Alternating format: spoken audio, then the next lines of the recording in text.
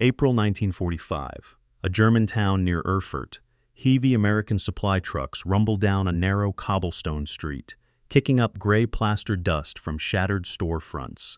Armed infantrymen patrol the sidewalks, their eyes sharp, searching every passing civilian for hidden weapons or sabotage. It is a scene of absolute control, an entire community being systematically processed, catalogued, and treated with cold suspicion by an occupying army. Suddenly, a middle-aged local doctor approaches a temporary military checkpoint, his hands raised, his voice trembling as he tries to speak to a frontline officer.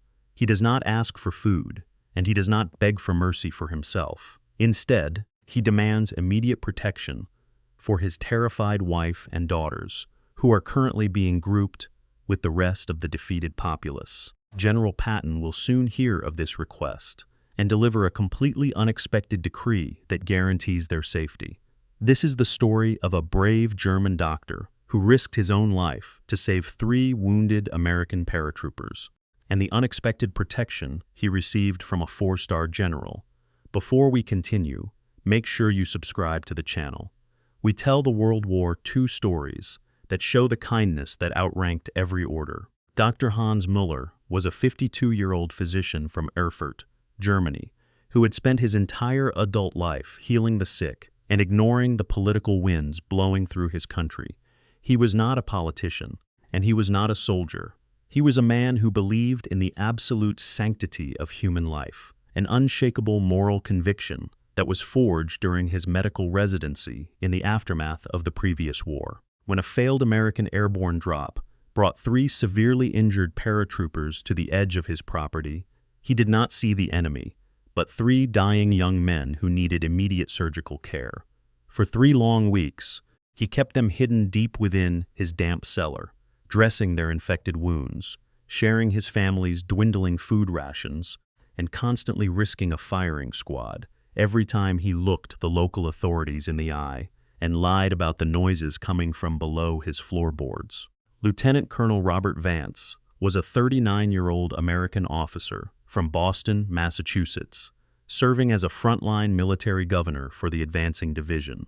He was a rigid, unyielding administrator who viewed the defeated German populace as a collective entity that required absolute subordination and systematic control.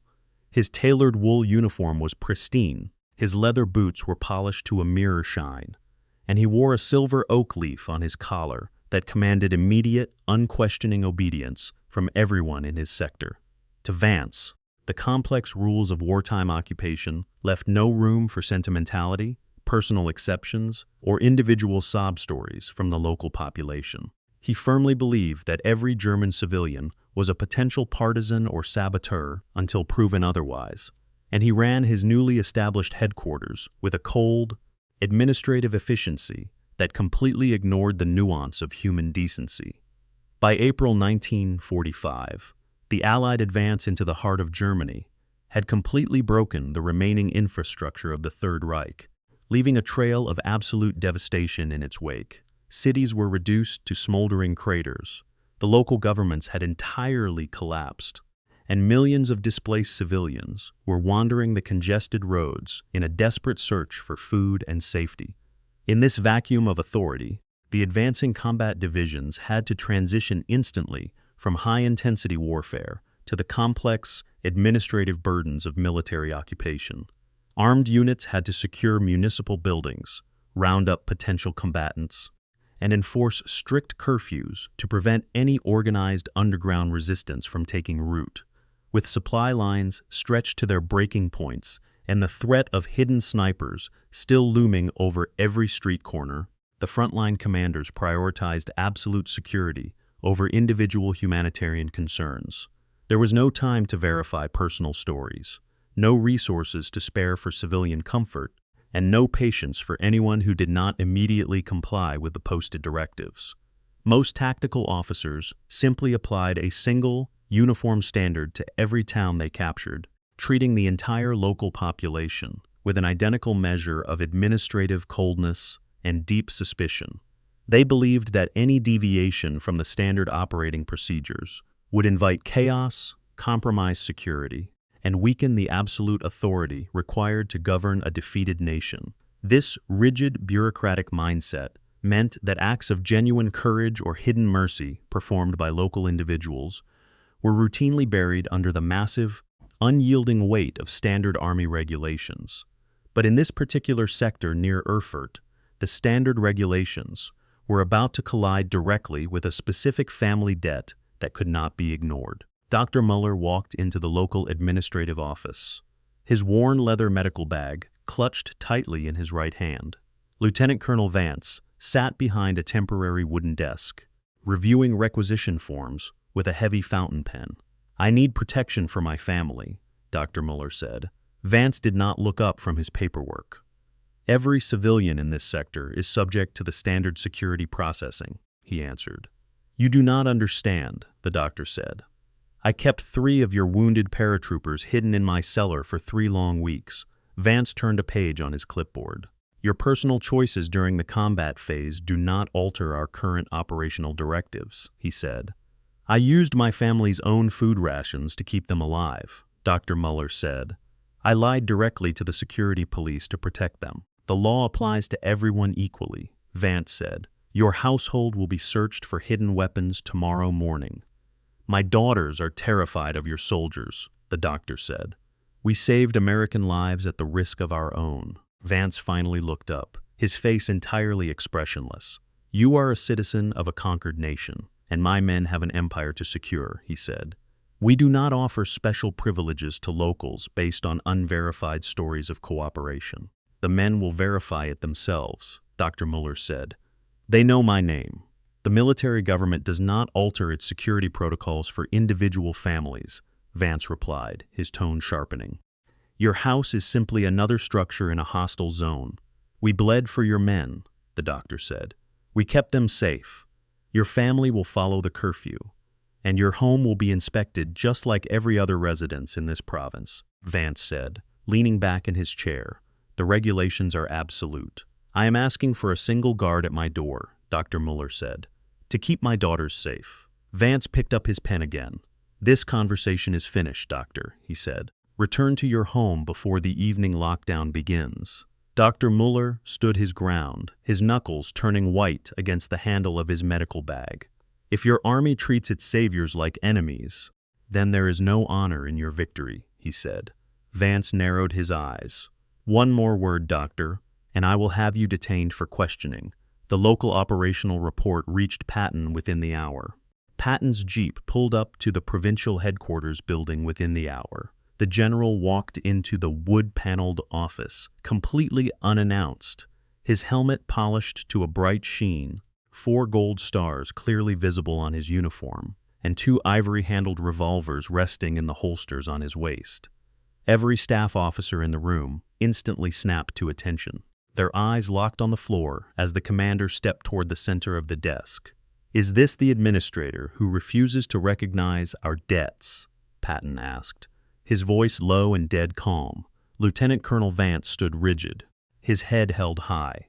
"I am simply enforcing the standard security protocols for this occupied province, General," he answered. "Did a local doctor named Muller hide 3 of our wounded paratroopers in his basement?" Patton asked. "The report states that he did," Vance replied. "But the regulations require a uniform standard for every residence. Did he feed them from his family's own small rations, while risking immediate execution by his own people?" Patton asked. "Yes, General," Vance said. "But we cannot grant special administrative privileges to individual German citizens without compromising our overall operational authority." Patton studied the officer for a long moment, his eyes cold and entirely steady. "You think your little book of administrative regulations is the highest law in this theater," Patton said. "You sit behind a clean wooden desk, with polished boots and a sharp uniform, and you believe that a piece of paper frees you from the basic obligations of human decency. A man risked the lives of his own daughters to pull 3 of my soldiers out of the mud and keep them breathing when everything around them was burning. He did not ask for your philosophy, and he did not ask for a lecture on military governance. He asked you to keep his family safe from the chaos that we brought to his doorstep." You have spent so much time reading security directives that you have forgotten what a real soldier looks like," Patton continued. "True courage does not require a uniform, and it does not look for an official stamp of approval from a lieutenant colonel. This army does not turn its back on the people who bled to keep our men alive. You have a choice to make right now. You will personally draft a special protection order for that household, or I will have you stripped of your administrative post and placed in a frontline security detail by sunset. Decide immediately." Vance swallowed hard, his face turning pale as he reached for a blank sheet of official parchment. "I will draft the order now, General," he said. Lieutenant Colonel Vance quickly drafted the formal protection order on official Army stationery under the unwavering gaze of the Army commander. The document was typed up instantly by a trembling clerk, stamped with the official seal of the division, and signed directly by Patton with a thick, heavy stroke of his pen. Armed military police officers carried the decree out into the bright afternoon sun, driving their utility jeep directly through the crowded town center to the Muller residence. Neighbors watched in complete silence from their doorways as the vehicle pulled up to the curb and two soldiers walked up the stone steps. The family tensed behind the curtain as the heavy wooden front door rattled with 3 sharp knocks. Dr. Muller opened the door to find an American sergeant holding a hammer and a laminated sheet of white parchment. The soldiers fixed the document firmly to the exterior frame of the entryway, ensuring every passing unit could see the 4-star signature from the street. The text explicitly banned any searching, requisitioning, or harassment by military personnel under penalty of immediate arrest by headquarters. Mrs. Muller looked at the posted sign and began to weep silently from sheer relief, her hands gripping her daughter's shoulders as the weight of terror finally lifted from their home. Dr. Muller stayed in his hometown near Erfurt for the rest of his life, returning to his medical practice full-time once the immediate chaos of the occupation subsided. He never asked for financial compensation or public recognition for what he had done in his basement, preferring to let his actions speak for themselves through the patients he treated. He continued to serve his local community as a dedicated neighborhood physician for nearly 3 decades, passing away quietly in his sleep in 1974. His daughters grew up in the very same house where the 3 paratroopers had been hidden, eventually starting families of their own in a rebuilt, peaceful Germany. The 3 American soldiers he saved returned to the United States after recovering from their severe battlefield injuries, sending a combined letter of gratitude to the Muller family every single December until the doctor passed away.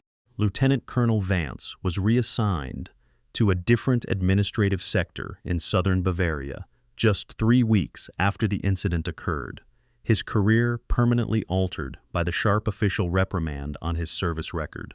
He spent the remainder of his twilight years working as a quiet corporate attorney in Massachusetts, rarely discussing his wartime service with his colleagues or his neighbors. He lived out his retirement in absolute obscurity, passing away in 1982 without ever granting a single interview about his experiences in Europe. General Patton never recorded the specific details of the Muller protection order in his personal diary, viewing the entire intervention as a simple matter of basic military obligation. He mentioned the incident exactly once in a private letter to his wife, noting that an army which forgets its human debts will eventually lose the moral authority to win its wars. Some historians have argued that General Patton's decision to grant a personal protection order to a German household was an unnecessary breach of standard military protocol that complicated the broader administrative goals of the occupation forces. They claim that creating individual exceptions for specific local families undermined the uniform authority of military governors like Vance and invited widespread compliance issues across the conquered territory. Others have argued the opposite, maintaining that Patton's decisive intervention was a profound example of essential battlefield honor that correctly recognized a debt of life that transcended arbitrary army rules. What is certain is that the laminated signed document remained fixed to the front door of the Muller residence for the duration of the American presence in Erfurt, ensuring that the brave doctor's family remained completely untouched by the surrounding chaos of the occupation. If you had been in Patton's position, would you have honored the debt to the family? Or would you have followed the standard occupation protocols to maintain uniform military control? Let us know in the comments below. And if you want more stories about the kindness that outranked every order, make sure to subscribe.